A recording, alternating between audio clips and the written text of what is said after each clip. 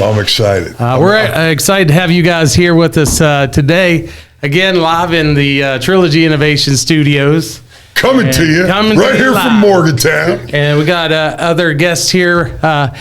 You guys might recognize him. I'm not sure. College Football Hall of Fame. One of the best quarterback to come through West Virginia, Major Harris. That's right. Thanks for joining us today, buddy. I'm glad to be here. Yeah. Thanks for having me. Hey, you don't mind being called a legend, do you? Huh? Make you feel old, man. It makes, but you know what? At the end of the day, Mage, and honestly, and I say it often, and of course, Mountaineer Legends pregame is about bringing legends together and talking Mountaineer football and getting it done out there in fanland. And as one of the crown jewels of Mountaineer football, you and Darryl Talley, and now this weekend Steve Slayton going to be honored, members of the College Football Hall of Fame. That's like a whole nother level. Okay. And you guys are, the cornerstones, the gemstones, like the Sam Huffs and the Bruce Bosleys and the Ira Rodgers from way back. And, of course, Coach Nealon and those folks along the way. But as players, that's right. Legend, man. Legend. Huh? The wildest part I think about it is, when you play your career and then once your career is over, you retire. And then all of a sudden, 10, 20 years later, you get a call about being inducted in the Hall of Fame. That's like icing on the cake. I know Slayton, when he got that call, I know he just like, man, that's beautiful, icing on the cake. And not only icing on the cake for your personal career, but icing on the cake for all those guys that were in that locker room with you. Yeah. Because in football, like we all know, nobody does it alone. Right. It's a team. It's a team sport. And everybody's got to do their job, and that affords that. And you when you guys get that level of induction, Darryl Talley, I got to play with Darryl Talley during those years, and I would like to think that, me working against him in practice and that kind of stuff, was part of the building block that put that resume together to get that there, and all those guys that were part of your teams. That's a special honor, and it's we all share that. Yeah. We all get to share that. The fans get to share that, because every time you talk about, the WV and you walk around and you mention a Major Harris or a Darryl Talley, it's like, boom, man, right away. It's part of the brand. It's part of who we are. It's part of our legend. It's beautiful stuff. And with that, hey, welcome to this episode, right, of Mountaineer Legends pregame. Again, coming to you from the Trilogy Innovation Studios right here in Morgantown. We are here, and we're ready to go for this Colorado-Buffalo game. We got to thank, obviously, our sponsors, Little General, Greg Darby, right? Yeah. I actually have my mug in the car. I left it in there. I was carrying all this brought stuff. mine. Yeah, right. I have that same mug. This is an awesome mug too, man, because we use these at our golf tournament. Little General sponsored these, and there's a really cool picture of me and Coach Nealon right here, man. He's a beautiful guy, and we use these at the golf tournament for the 35th annual. These Little Generals, man, these guys are great people. They support, obviously, Mountaineer athletics big time, and they also support their community. So when you're out and about and you need something, hey, convenience is what it's about. And these guys partner with all these other groups, and they bring some really good quality services to your community. So support them. Little General. Yeah, in fact, let's hear a quick message from Little General. There you go. Before you hit the hiking trails with your crew, make a quick stop at your local Little General convenience store. We've got the snacks, drinks, and gas to keep you going. Because every great hike starts with a little planning and a lot of snacks. We're proud to be part of your journey, rooted in West Virginia and built for the road ahead. Little General Stores. Fuel your adventure the West Virginia way. All right. And we're back. We're back. And of course, Trilogy Innovations. All right. You guys, Randy, you know, I can't tell you how much not only, you know, co-hosting and talking Mountaineer football with you every week is a good time. You being from Elkins and a diehard Mountaineer, 2 degrees from Mountaineer, you know, the from WVU. And, but, you know, more importantly, it's what you guys do with Trilogy and what you are. And exactly. And again, the whole reason why I came up was I went to a football game in 1987 and saw this guy just jumping over people's heads. Right. So, and I'm like, I want to go to WVU. I went home, wrote that number 9 on my jersey. I was playing Pee Wee football at the time. And, you know, and then from then on, I knew I wanted to go to WVU. So that ended up changing my life, my trajectory, because I'm like, I saw all the great things happening and it just inspired me. So, again, you never know whether it's a coach, a player, anything that you're doing, you don't realize the impact that might have on somebody and maybe change the trajectory of their life. That's why we're here. And that's why we're here. And that's how we got here. Yeah. And you know, we're just we're so happy to be together. You know, and you know, getting ready to talk about Mountaineers. Get ready, man. Which you know, before we get started, I have to call it out. And if you didn't get to see last week's show, go back and watch that, because Joe's over here. He was getting the hairs on his arms. He called it. He's like, I feel the upset coming. You know, he knew it, and everything that he detailed out of the things that we needed to do and what needs to happen in that game literally happened in that game. How about that? We even had the ball bounce in our direction for a change. You know, I remember we punted to him. We were up by 10. It's like, uh-oh, here we go. You know, that momentum window starts to close a little bit, and they start building momentum. But then that ball hit the back of that guy's leg, and we fell on it, and they kept the momentum, kept that going. That's so right. that was we were there. It was that moment. We were right around that. You know, those moments that we always talk about. And I remember Coach Nealon's, you know, there's always about 5 plays that determine any outcome. That's right. And you never know when they're coming. So you got to hustle, and you got to be in your spot. You got to do your job, and you got to get to where you got. And when that happens, that ball makes that funky bounce, and you're there to make a big play. Right. Bang! That becomes that little stick of dynamite, that little ignition to the momentum change, and it's like lighting a hayfield in a corner. It'll spread real fast, and when you're playing hard and when you're getting after it, man! And we did. We talked about that immensely. And I got to share this before we get into more meat and potatoes. I don't want to get in the weeds or nothing, but I went down there. I went down to Houston. I said I went down to hang out with my brother. We did some golfing. He won. We did some fishing. He won. But then we went to the Mountaineer Houston game, and guess what?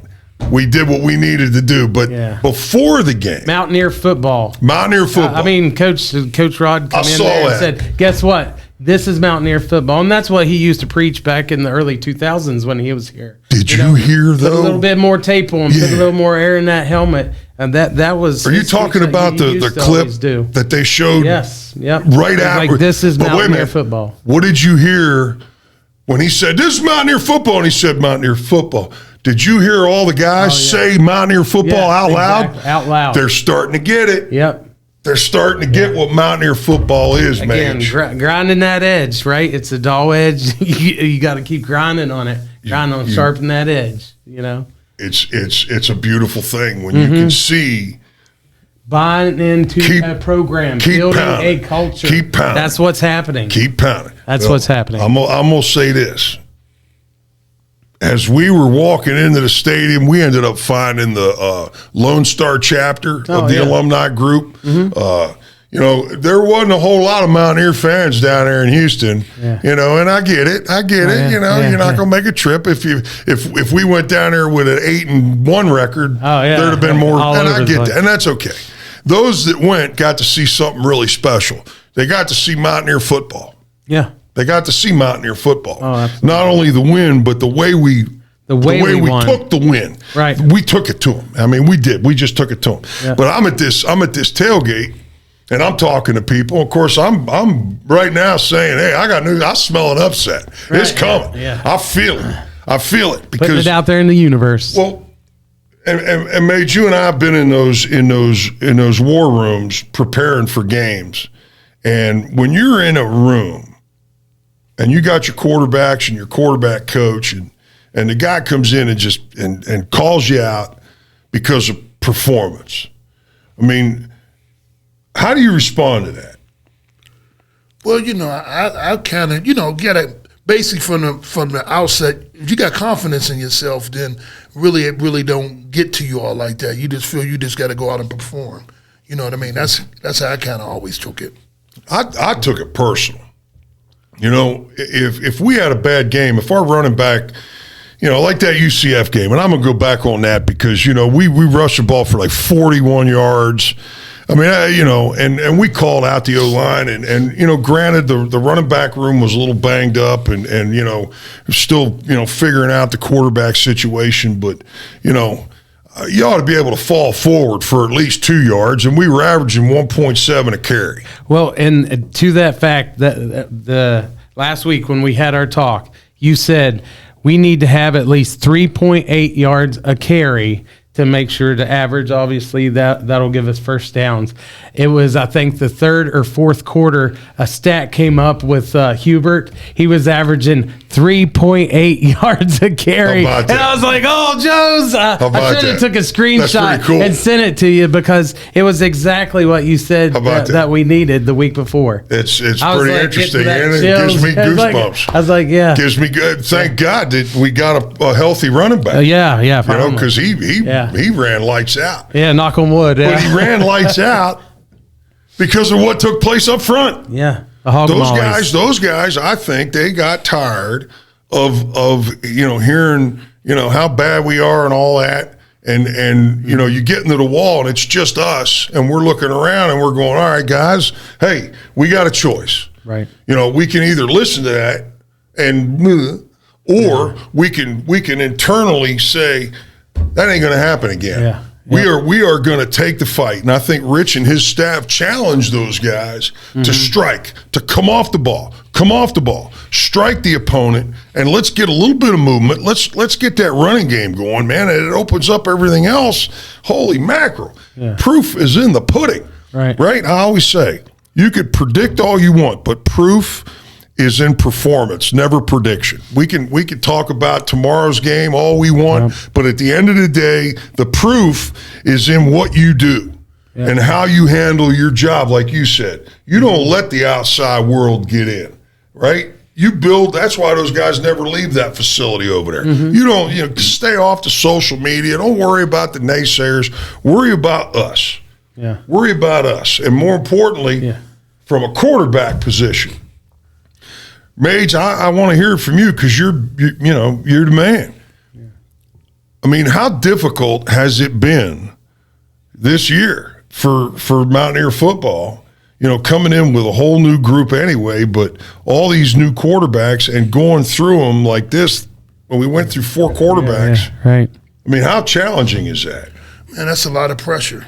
As a quarterback, that's something you don't want to go to where you're looking over your shoulder while you playing. Because not only that you got to go out here try to score touchdowns, you also looking, I might get pulled. You know what I mean? Right. So, that's the biggest pressure a quarterback can have is when you're looking over your shoulder, you know what I mean, and you playing. And then the guy gets hurt, so you're up. Yeah. And you're still looking because those other guys now are saying, ooh, I might have a shot. Yeah. And you're still trying to, I think that's where Colorado is right now, be honest with you, trying to find that right guy. Now, thank goodness, we finally found a guy in this Scotty Fox. Well, that's what I was going to ask Mage. So, Scotty gets thrown in there, and he's been thrown in a couple of different times, and he does good, and then he does bad, and then they were throwing somebody else in there. But this last week was the first week they pointed and said, you're our guy, right? And he got the most reps all week, and he came and he performed. How do you feel like the transition is to say, all right, we're putting it on you. You are our guy. Like, do you think that that's what helped motivate him to really take it to the next level? Well, not only that, it helps the team because now once the quarterback position is settled down, it settles the team down.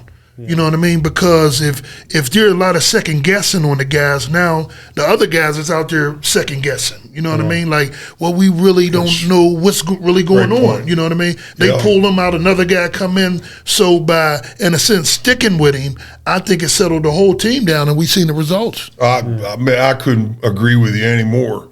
You know, because when you're going through different guys, you got, you know, the cadence is a little different, the ball handling is a little different. You know, how things happen is a little different for each guy. And, you know, when you finally give the nod, you know, and you get now the whole week, like you said, Randy, you get the whole week to prep. You're the guy, so you're the number one. You're taking most of the snaps. You're watching film knowing, and you're studying, knowing that you're the guy. That does change the confidence level of the whole team. I tell you what, I think it affects the defense too. Look how our defense plays last week. Oh yeah.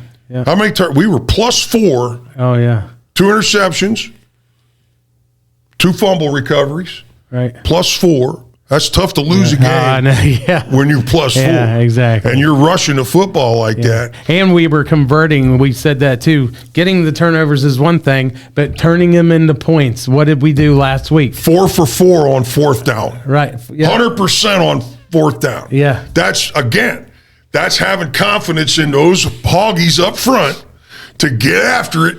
Go get me that first down. I know I can get that first down. That's right. And that man, it was just so fun.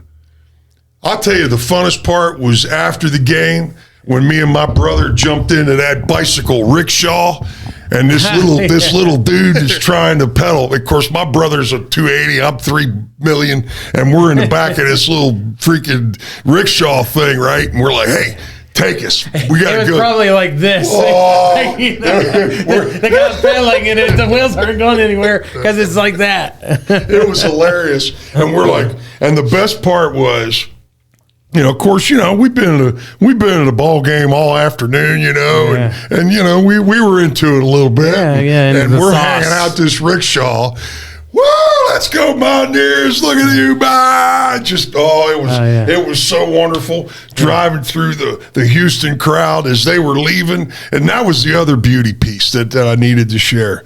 You know, the fans that did make the trip to Houston, thank you. But more importantly, what we got to see after the game was about middle of the 4th quarter, man, them Houston fans, they start leaving. They're leaving in droves.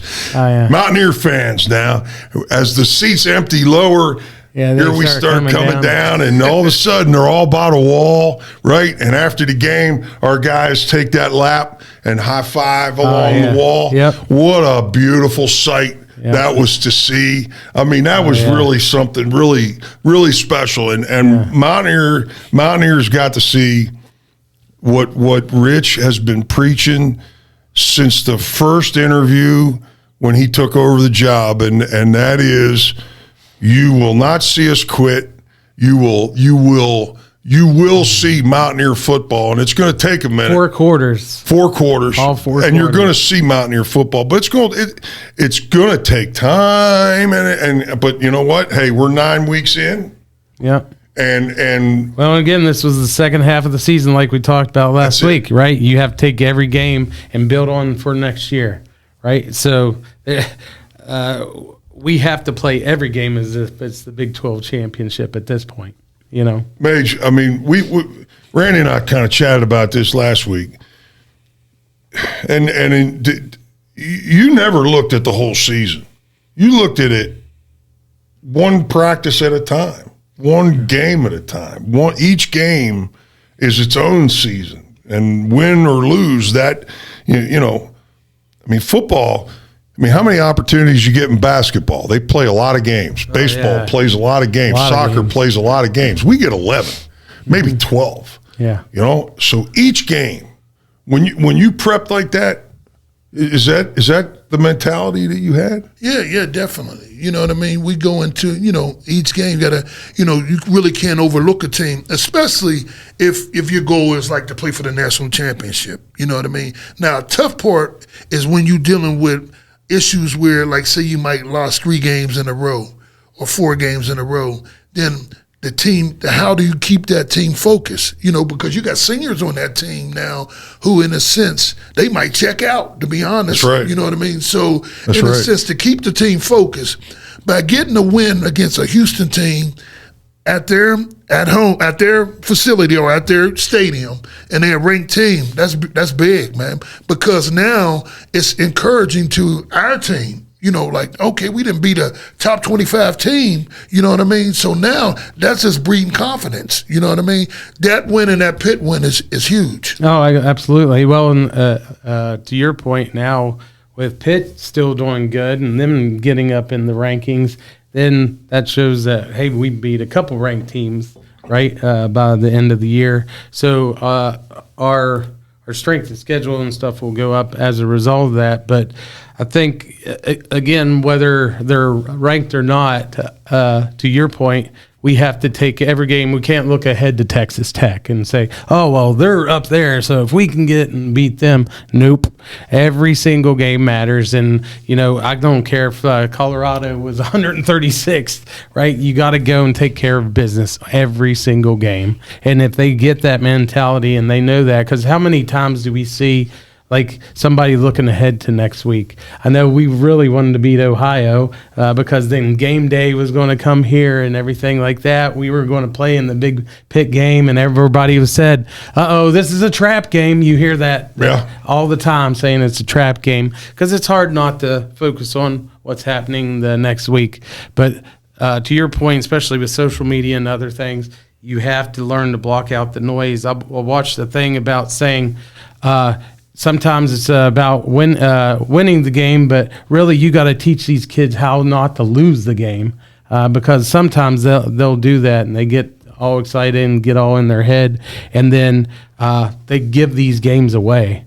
Just like the Houston game 2 years ago. You can find a way to lose. They gave that game away. Find a way to win. Yeah, find a way to lose. Find a way to win. But finding a way to win, that's what we're looking for. Right. Yeah. Right. Exactly. That's what we're looking for. Because you're going to overcome.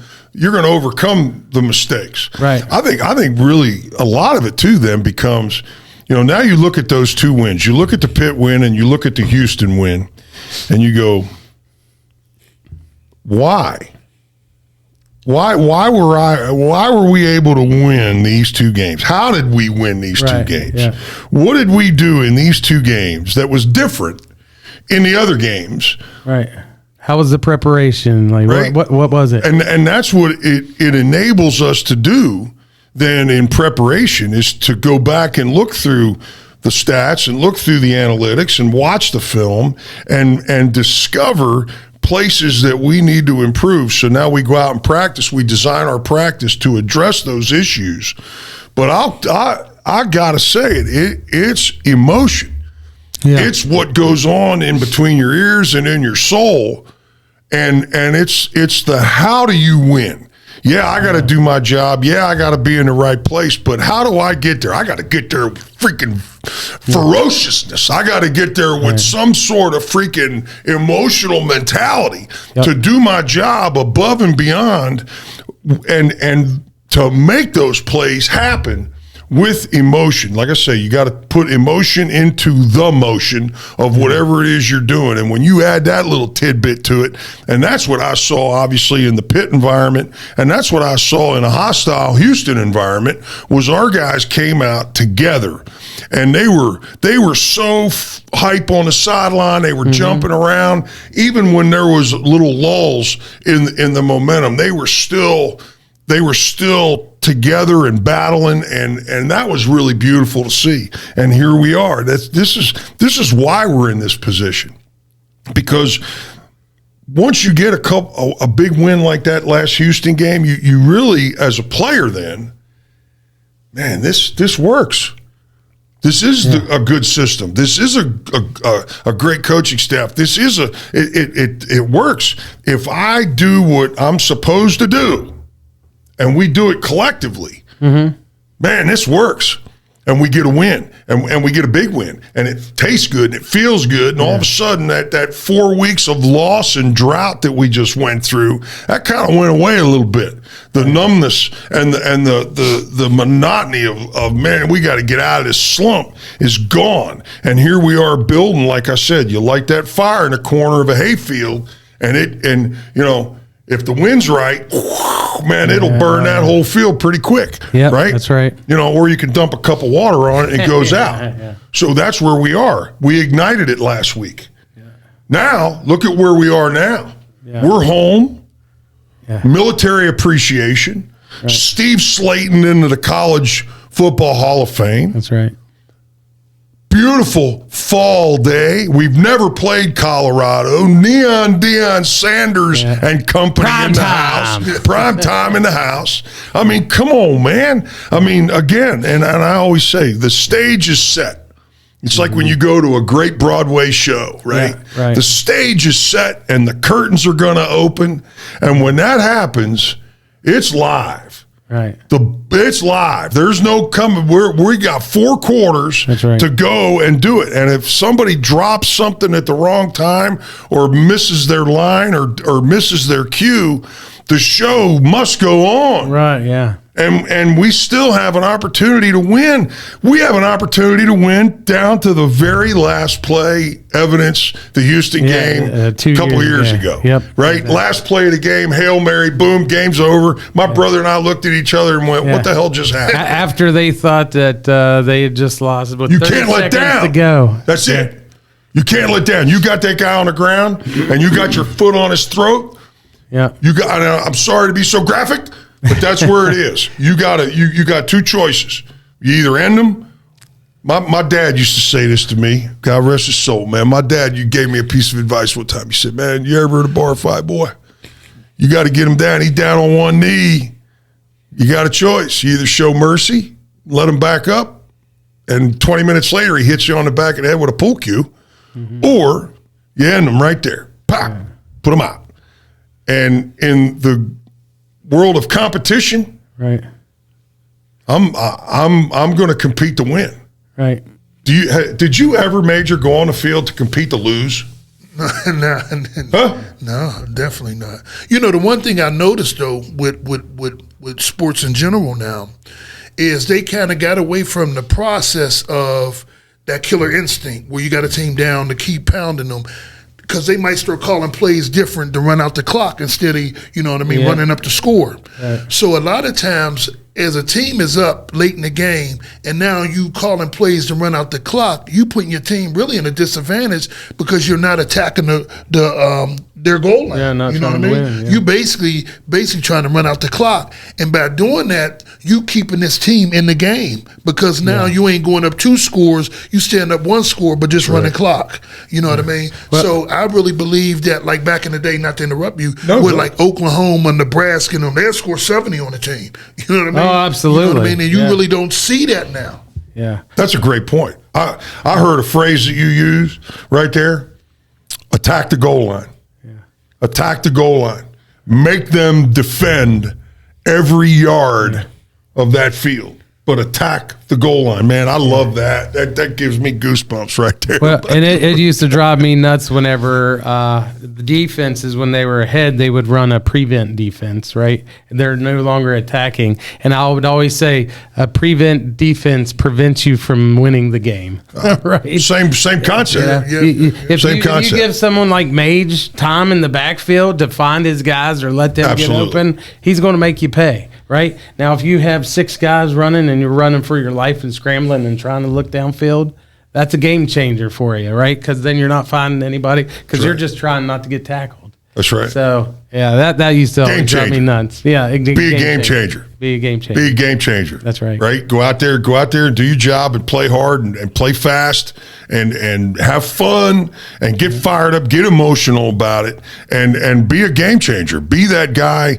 that recovers the fumble when it hits the back of the dude's cap. Be in position to make a play. We were always preached, as an offensive lineman, hey, once you get your block over with, hustle to the ball, because you never know, man. It might fumble out, and you could be the guy right there to grab on it and recover the fumble or whatever. Maybe get the extra block to spring a big play or whatever. But always hustle, always be around the ball and attack the goal line as an offender, as an offensive guy,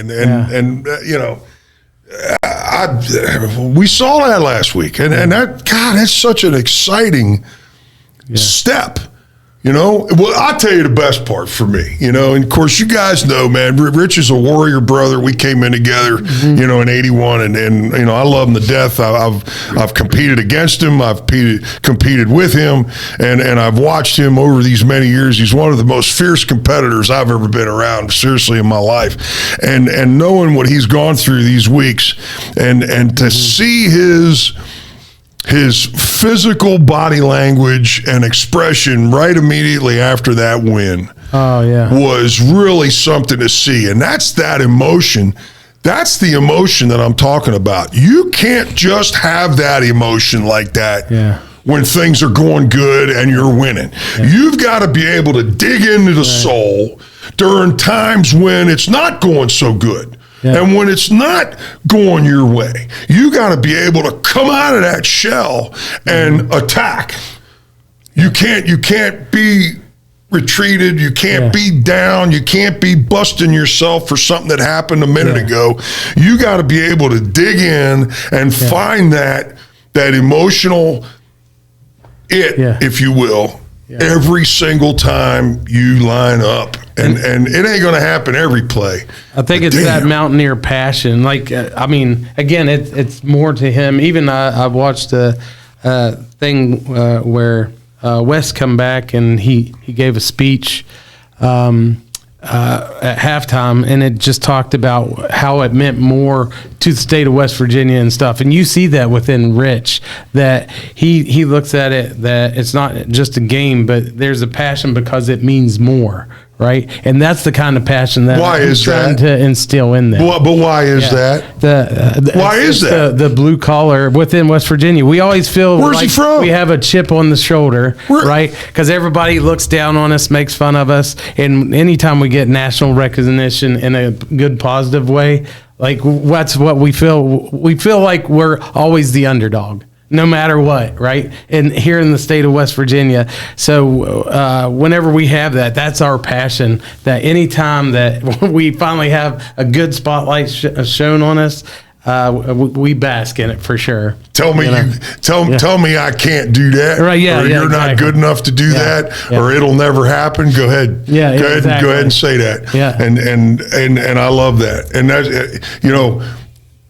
being from Pittsburgh, Mage, and I'm from Baltimore. Okay, you're from Elkins. Yeah, that's right. Rich is from Mannington. Yeah, Mannington. All right. Yep.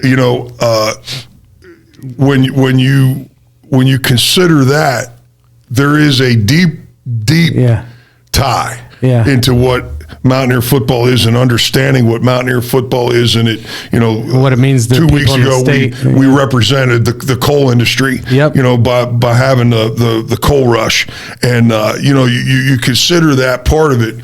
That's part of the identity. It's that working class. It's that mentality of community and family, and West Virginians helping West Virginians, and here you got two guys that are from other parts of the country, but Mage and I often talk. I mean, this is home. This is where we got to do some really special things, and we wear this West Virginia brand so proudly out there in the world, and I mean, don't you feel it actually to that point when you guys are out somewhere else, because I know you travel a lot, And, anytime you're flying the flag, you'll hear somebody on the other side of the airport, let's go. It's like this is part of being a team, we're the flying WV. You know what I mean? It's really our badge of honor. Wherever we go, we'll throw it on. This is who we represent and everything. So it's big, for you to go down to Houston and to see that win in person. I mean, that's huge. You know what I mean? Because really, to be honest, really nobody really expected us to be the top 25 team, to be honest. Yeah, no, exactly. And let me tell you, most of the Mountaineer fans that were down here didn't think we had a chance to win. Right. I think they just wanted to head to Houston and see a football game. Yeah, let's have a good time. Most of I bet one out of six, when I was in there spouting off about getting the win, man, they were like, yeah, I hope so. Right, exactly. But and they're all like, win or lose, we'll still booze. Right? Hoping to win, expecting to lose. That's a volatile, ugly, toxic feeling. You got to believe. You got to believe. You got to believe right to the very freaking end that you got an opportunity to go out and win the football game. How long does it take to score? It takes this long. Seconds. From the time the guy runs with the ball from there to the goal line. That's how long it takes to score. Attacking the When goal can line. you score? Yeah. You can score just about any time. Right. That ball's live on every single play. And there's an opportunity to score on every single play. Right. And even if you do pull the reins back a little bit and just, run this and run that, if you execute it, I can remember watching an old piece of film of Vince Lombardi. One of those old 16 millimeter running, and it's old Vince Lombardi, and he's dissecting a play. And he talks about one play for like 30 minutes. One play against this and this and this and what if and what if and what if and this and this. And every single time he drew it up, it scored. Because everybody did their job.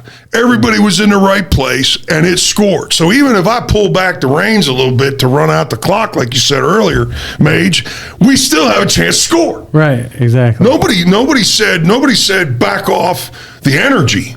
They just said back off the attacking of that goal line. But you know what? Hey, we're always attacking the goal line. I don't care what play call, unless you take a knee.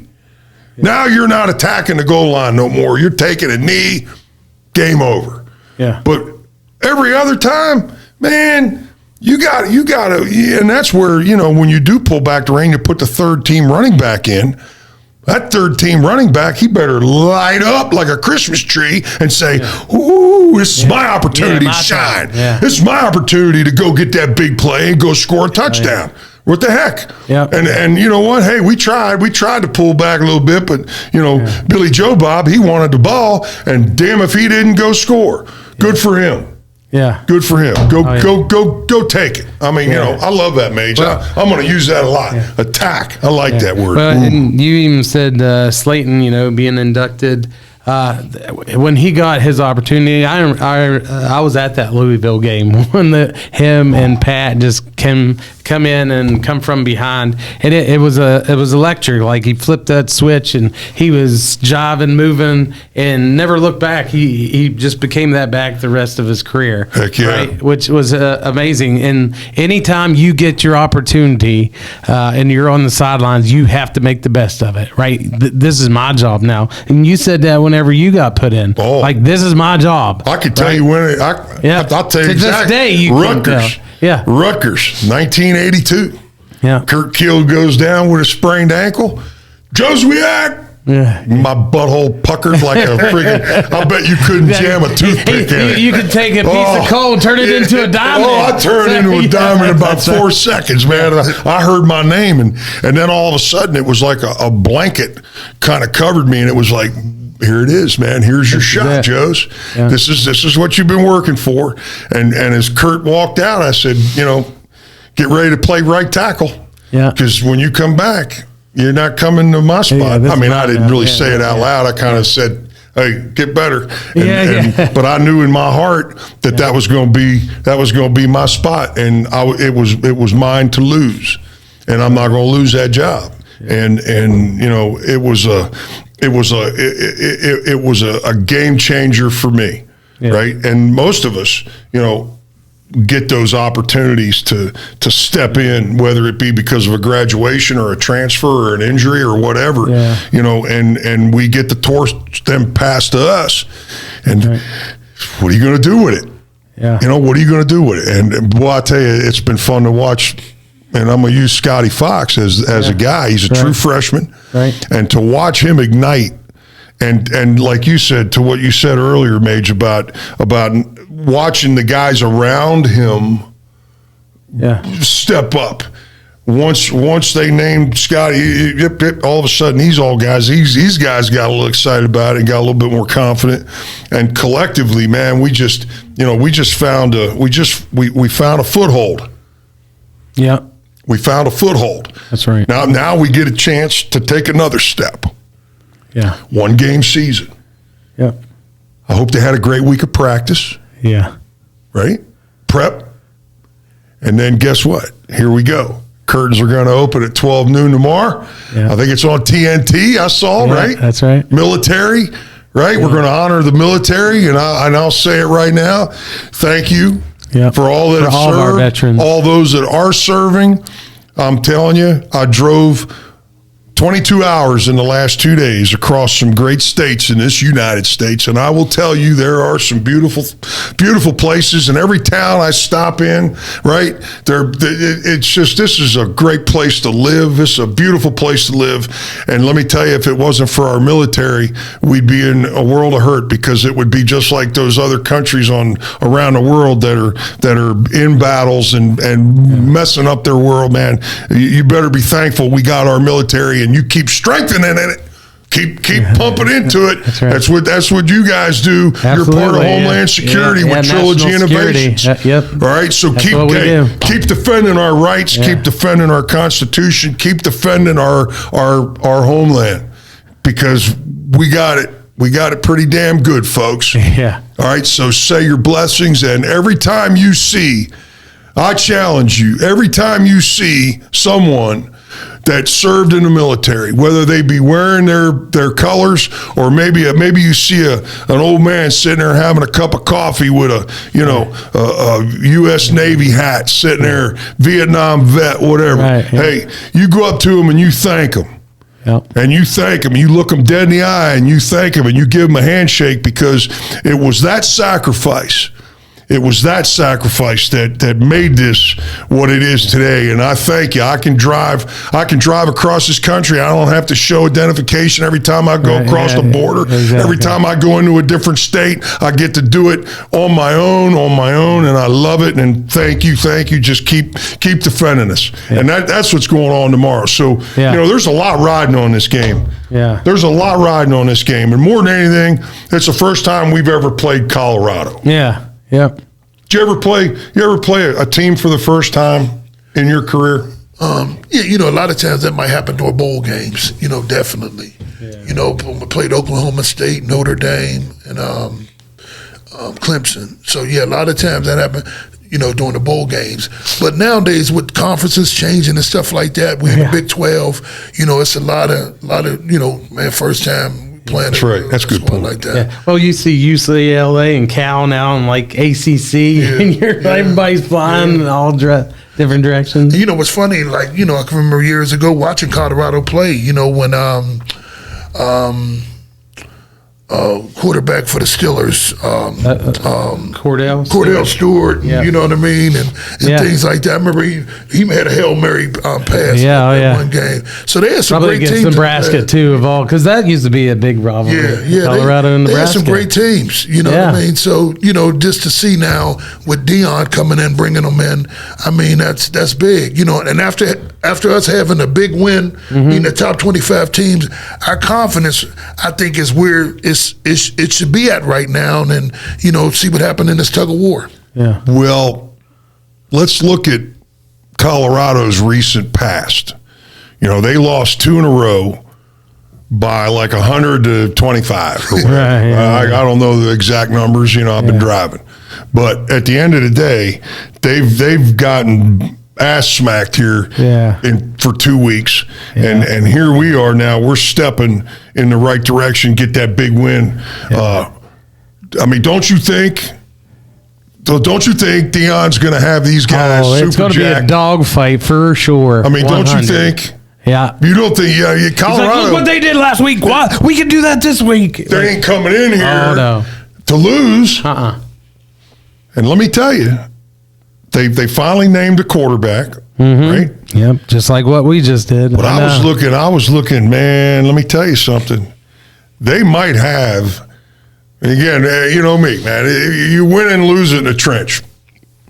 They might have the biggest, most athletic offensive line that we'll see this year. They're massive dudes. They're all 6'5", 6'6", 330. They're big dudes, man. They shove people around. They shove people around.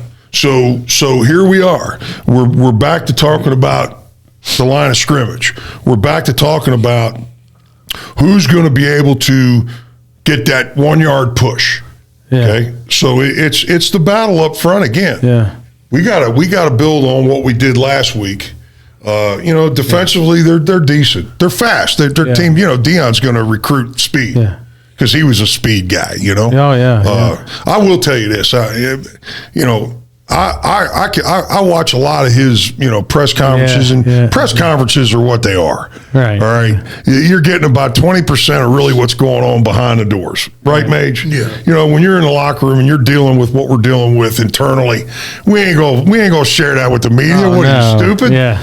In the world today, the less I give to the media to use, the better. So I say everything that they want me to say and they want to hear. All the other stuff is behind closed doors and how we're working our game plan and our locker room. This is what we're doing right here, okay? And then we put it out there. Yeah. But then there's some guys that come along, like Neon, man. Neon gets up there and he just calls it out like he sees it, and he says it for real. He don't pull no punches. Right. And it's a real breath of fresh air with that kind of attitude. A lot of people don't like it because they call it cocky, just like in politics when you got somebody that toots their own horn and talks a little bit of smack. Yeah. But when you're that level, that's why I love this guy. Yeah.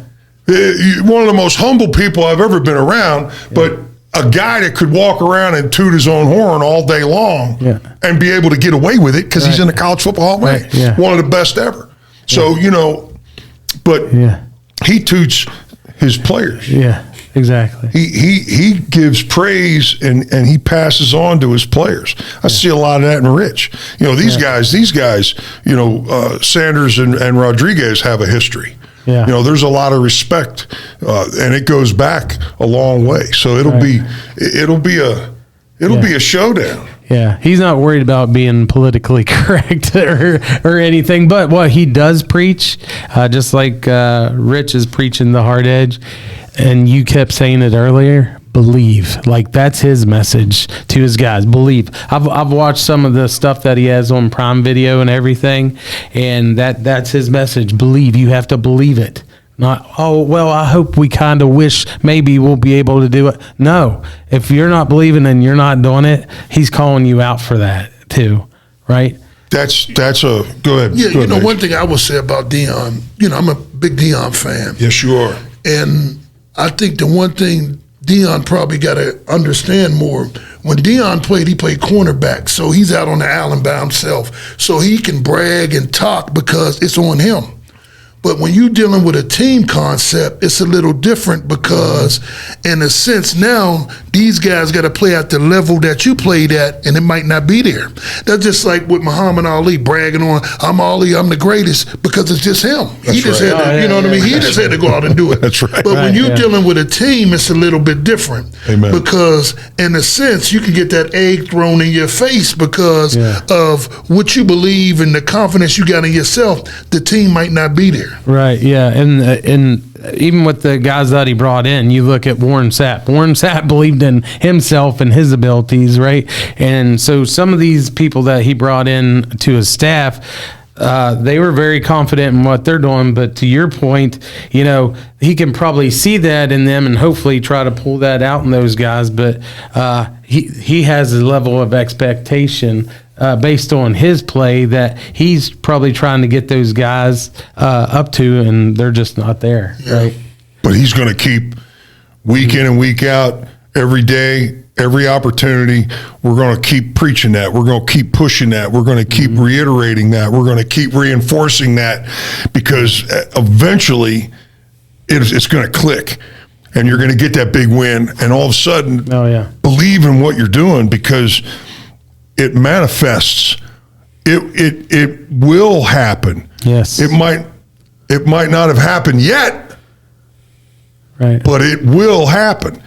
Yeah. And that belief, when you look at religions, you're believing in something that you can't see. You have to have faith that it's there. I believe it. I believe it so strongly that I live my life like that. And when you think about football and you think about believing that you will win this game, it starts with me. Right. So if I believe that with all my being, right, and every time I go out there and attack that job that I have to do with that kind of mentality, man, that's a special place. But like you said, Mage, it's the entire team. If we got one guy that's in that mix that's a non-believer, we're gonna have a problem. Yeah. When something bad happens, if there's a fumble or if there's something that goes down and it costs us that little bit of opportunity, that one person that doesn't have that faith and belief is going to affect this one and then this one. And all of a sudden you got three that don't believe. And then all of a sudden there's that light the hayfield mentality, and it goes through your whole team really fast, and everybody gets down, and now you got no chance. Yeah, the bad apple spoils the bunch. Now you got no chance. And I think right now Deion is really learning how to be a coach, because he's been coaching his son his whole career. You know what I mean? So he didn't have to worry about a quarterback issue. Now he's dealing with an issue at quarterback. Yeah. So I think Deion is basically learning how to be a coach. So I think even though the confidence is there, the cockiness is there, which we can understand, but at the same time, I think through all of this, I think he's really learning how to be a coach, because not having his son there, not having Travis Hunter there, you know what I mean? Now you got to go at this ball a little bit different than before. That's a great point. Not every great player becomes a great coach, and not every great coach was a great player. Right. I don't know how good Lou Holtz was on the football field. But, he pretty damn good, right? So again, Nick what Saban. You're saying, he is continually learning. How many phone calls do you think Deion's taken looking for advice in coaching? He's exhausted all his resources. The great ones do. Yeah, I want to know. It's like millionaires. Somebody that's a millionaire. If I want to be a millionaire, surround yourself. I'm gonna go study how that person became a millionaire. That great coach. I'm gonna go sit in and I'm gonna go learn. How did you do this? How did you build this? How did you put your staff together? And you address those issues, and that's what I appreciate about guys like Deion. That he can boast a great career, but to be a great coach, you gotta continually develop and grow and learn. And you see that in him, and I think anybody that plays for him is getting a good quality experience about life and about moving forward. And I think you're going to get that out of Rich and his program and what he's bringing to the table. And hopefully we can retain guys and keep them in the fold and build on what we're building on. And one game at a time. We've been talking. We got 3 left. This one against Colorado is going to be a showdown. Yeah. Oh, yeah, because, again, his guys are going to come to play, and this is the weekend to do it, all right? Because they've been embarrassed the last 2 weeks, and if we don't come with that same intensity, passion, and emotion, we will lose. Look at what it did. 100%. You hit the nail on the head, Randy. Look what it did to us. We had a 5-week-long drought. Yeah, 5 weeks. Okay. Yeah. But the last two in the second half of the season were ugly. Right. Yeah. They were ugly. They were ugly. pretty embarrassing. Yeah. Sorry. It It was embarrassing. It was pretty embarrassing. And to be able to snap back from that and get that big win in Houston. Mm-hmm. Now you look at Colorado's in the same boat. They're down 2 embarrassing losses. Embarrassing. Mm-hmm. Now all of a sudden you agree on a quarterback, you put the quarterback in there, you give him the Scotty Fox mentality of having that whole week to develop and study and get ready and take the number 1 snaps and get ready to go. Now all of a sudden that big old offensive line you got and you got everything around you, they all get a little bit more confidence. Yeah. And now this becomes your snap back, if you will. Exactly. And we got to make sure that we bring the noise. Yep, absolutely. We got to play with the emotion. We got to hit that field and like we did last week. And we talked about this. How important is it to score points in the first quarter? Oh, yes. That was the other thing that we actually did that I was going to text you about. It was like finally, just getting that first 7. I was like, all right, now here we go. Right. And then we go at 14. It's like, where has this been? Moreover, they won the toss and deferred and gave us the ball, and we jammed it right down their throat. Right. On the running game. I think we threw the ball one time, one of those little outs. Right, yeah, the rest of the time we rushed football down the field and shoved it right in their face. You don't think that's a game changer? Absolutely, man. Yeah. And I can't tell you those 5 weeks, those last 5 games that we lost. I don't think if we scored, it was late in the quarter and it was a field goal. Right. I don't think we scored a touchdown. I mean, how important is it to come out with that first quarter momentum? Yeah, you setting the tone. You know what I mean? If you don't score early, now basically you ain't setting the tone. Yeah. You know what I mean, for the game. Sometimes it might start setting the tone at halftime and things like that.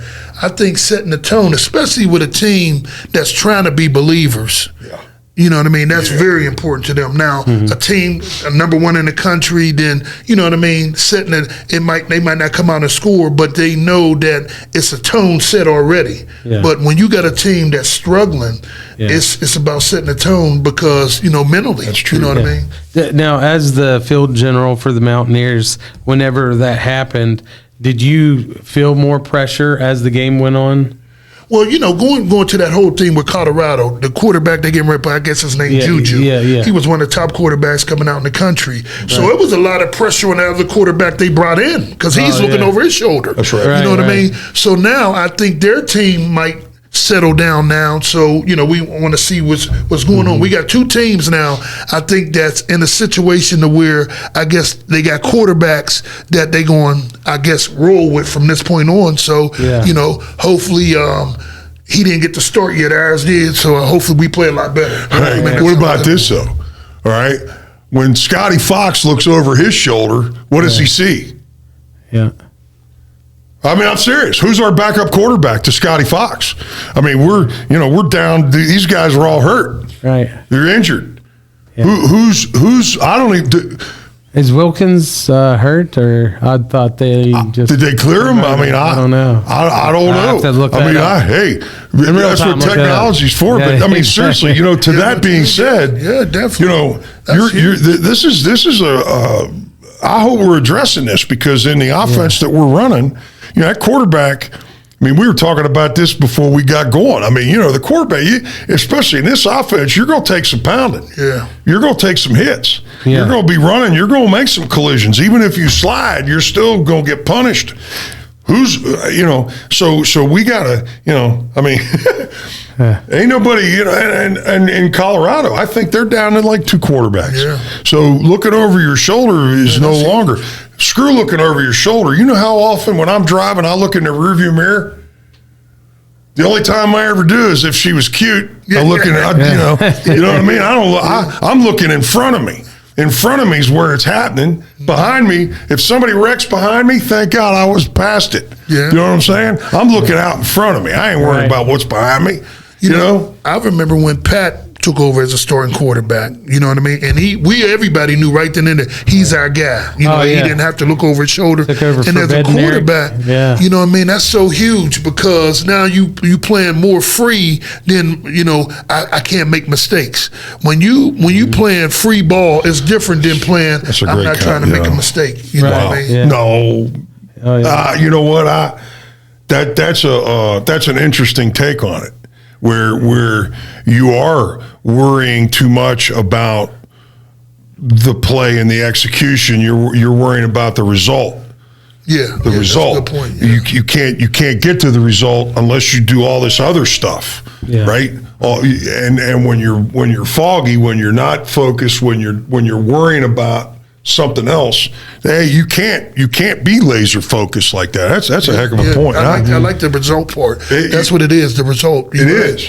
Yeah. And if I'm worrying about the result, you know, what if I fumble? What if I don't get the first down? What if I miss this block? I used to, honest to God, man, as a player, I'd get some anxiety, you know, before a game. I'd be sitting in my locker, and I had a routine, you know. I'd tape my own wrists, and I had this little bit of a routine, and I'd be sitting in my locker, and I'd be rehearsing mentally the plays and defenses, and all of a sudden, it would go blank, and I'd be like, I couldn't remember plays. I couldn't remember what I was supposed to do, and I'd almost go into like this little panic mode, like holy crap! And here I am. I'm second guessing and all this, and I had to grab onto that thought process and change it immediately. Because if you allow that to continue, that negative thought process, it'll spiral you into a hole you ain't gonna get out. So I had to grab myself literally, and not what you think. You're bad. I know. Yeah. But I had to grab my psyche and turn it immediately and say, man, you're the best offensive lineman in America. You know what it is. You practice, you know that. And then all of a sudden it would start to come back, and I'd see that whole game, and now I was ready to go. But it's funny you mentioned that. I just saw a thing on TikTok where some of the best players, they're you know how they're mic'd up. You hear them talking to themselves. Oh yeah, saying, "Oh, I'm the best. I'm going to get this." Now to add on to what you just said, because that's big. What you just said.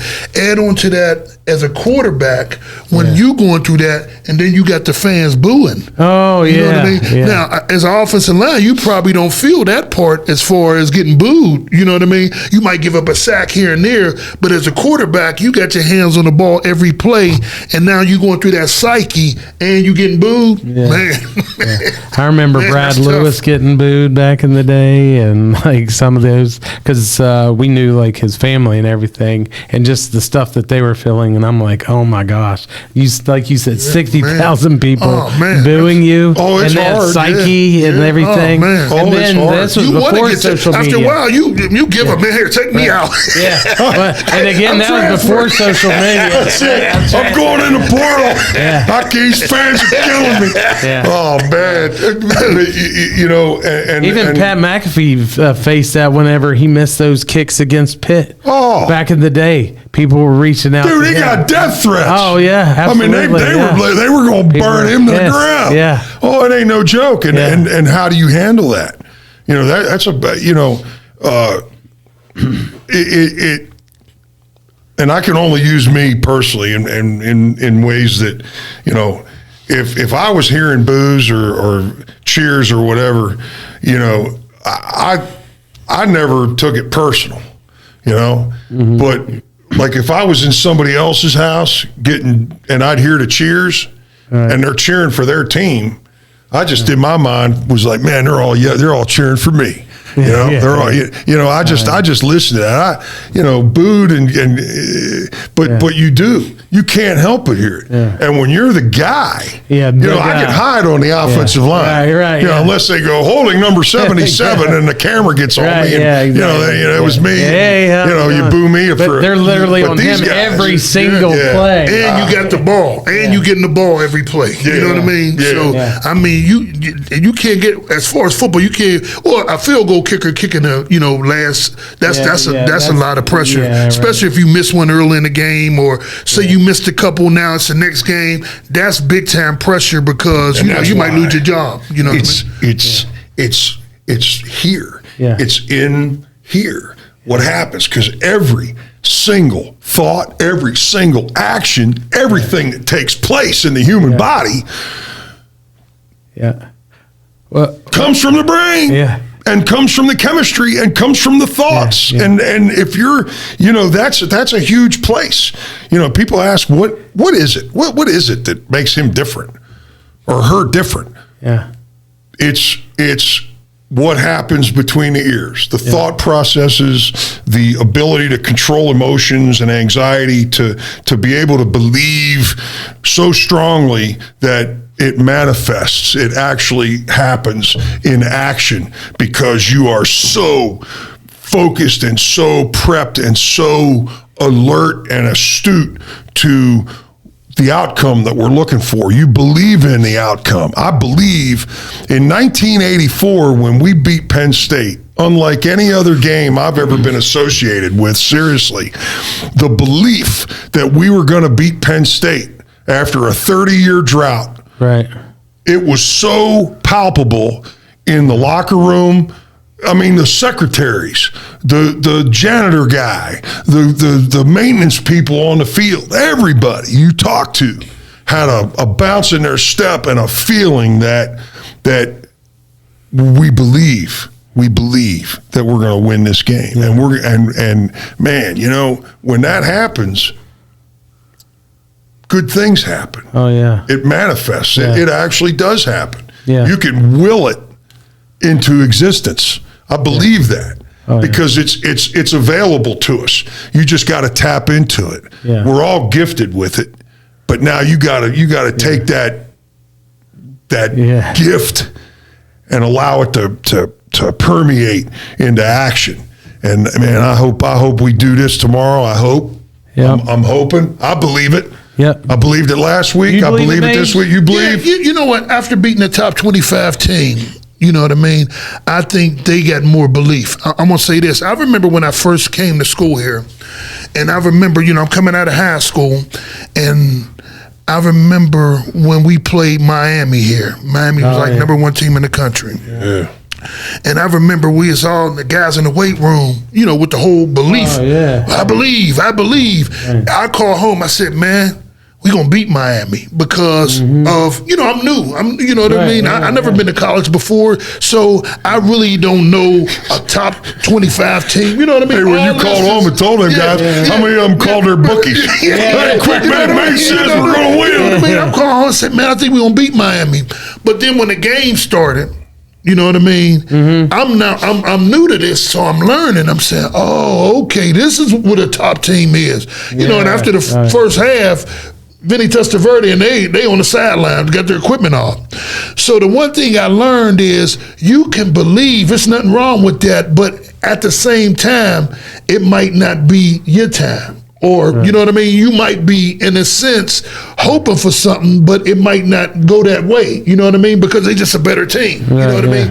So by saying that, what I learned from all that is it's good to have belief and think you can believe, but at the same time, you got to be realistic with what's going on. You know what I mean? Because in a sense, you can believe all you want, but if this team is just that much better than you, then it is what it is. You know what I mean? Yeah. However, I will argue this. Because of that belief, even though they're a better team and even though they might outclass me talent-wise, that doesn't take away from the fact that I can battle and fight and do the best I can. Yeah, if that guy's a little better than me, so be it. But I still believe in me and what I'm going to do and how I'm going to attack it. Yeah, we might lose, but damn it, that guy that I'm playing in front of is going to wake up tomorrow morning feeling like he woke up after a car accident. I'm going to make sure that I beat that guy physically. I'm going to inflict my will on this guy a little bit. You understand what I'm saying? What comes out of that, you're right. What comes out of that, you get better.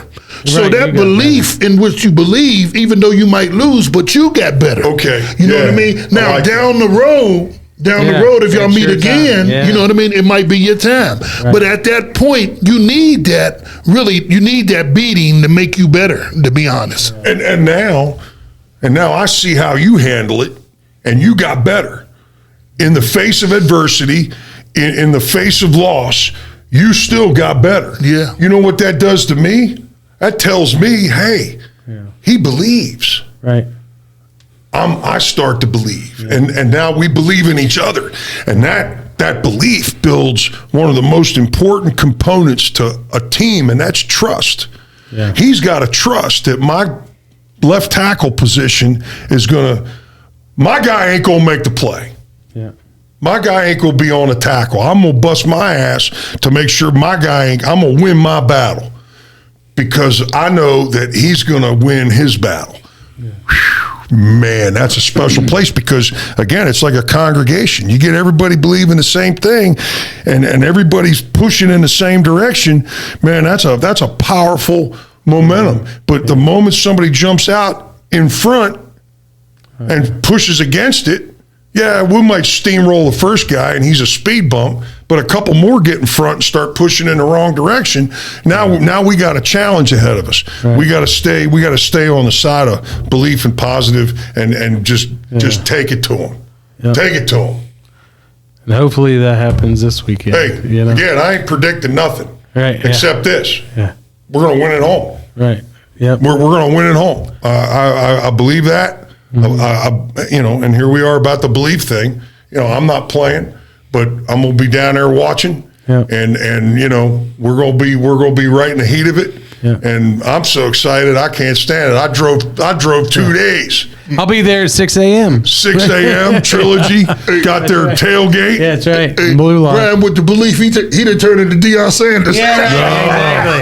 Nah. Get his glasses on. Ain't no way, man. No, but I'm with you, though. There's only one Deion Sanders. Yeah. I'm with you, though. I believe, too, and really more confidence in my belief is being that we beat Houston last week. So Yeah, I'm with you with that. But see, there it is. And you don't think that's the tidbit to feed off of all week long? Yeah. Hey, it's like Rich said in his press conference. Where's this group been? Yeah. But wait a minute. Yeah. That's just it. They've been here. Yeah. Ain't no new faces. Right. They've been here since, August, and, before that a little bit. They've been here now. So, but now we're 9 weeks in. We've evolved. We've you constantly hear these guys talk about, building the game plan and finding out what guys can do and getting guys in the right position and getting guys to believe and blah, blah, blah. And then we get that big win. Man, this thing, come on. Come on. So it's funny. They've been here. They were just third or fourth on the depth chart. And now all of a sudden. When you bring in 75 guys, though, right, yeah, exactly. The depth chart doesn't settle out until about week 4 or 5. Yeah, exactly. You got to figure it out, and when you're just starting to figure it out, and that guy gets hurt, and that guy gets hurt, and you're going, what next? But then we're back to what we beat on. The fact that, hey, next. Yep, this is my time to shine. Yeah, exactly. I don't care how old you are. It don't matter where you came from. You're a Mountaineer. You're on Mountaineer turf, and damn it, play Mountaineer football. That's right. Exactly. So let's see some Mountaineer football. We'll see it this weekend. I'm looking hope forward to see you guys it. there. Hey, thank you to Little General Stores, Greg Darby and his team. We love you. Thanks for making Mountaineer Legends pregame possible, and Trilogy Innovations right here, and of course from the Trilogy Studio right here in Morgantown. And we're excited, Mage, the legend. All right, so I hate predictions, but say it. Yeah, I think we're gonna win. I would say like 34-21, something like that. I was going to say 31-24. And you know what? I really don't give a rat's ass what the score is. Just give me the W. Just give me the W. You win by 1, you win by 100. I don't care. I don't care. Do what you got to do. Control the line of scrimmage. Manage your turnovers. Play great special teams. Take the fight to them. Yeah. Like May says, attack the goal line, have some fun. Oh man, I can't wait. It's going to be a good time. Going to be Come join us in the blue lot. We'll be there tomorrow. Yeah, me and Mage, we're going to be walking around with some other dudes. We're going to go catch some tailgates, and we're going to end up right there at Trilogies, and then we're going to go to the Varsity Club, and then we're going to go down and be down there on the field and get a chance to rub some shoulders. Rub some shoulders. That's right. Rub some dirt on it. Yeah, exactly. Rub some dirt on it. Mage, thanks for being here, brother. Glad to be here. Appreciate Definitely. it. Love you. All right, we'll see you guys next week. Let's go Mountaineers. Go Mounties. Before you hit the Hatfield-McCoy trails, fuel up the way West Virginians do at Little General Stores. From trail snacks to cold drinks and the fuel to keep you rolling, we've got everything you need before you head into the hills. We're proud to be part of your ride, rooted in West Virginia and built for the back roads. Little General Stores, fuel your adventure the West Virginia way.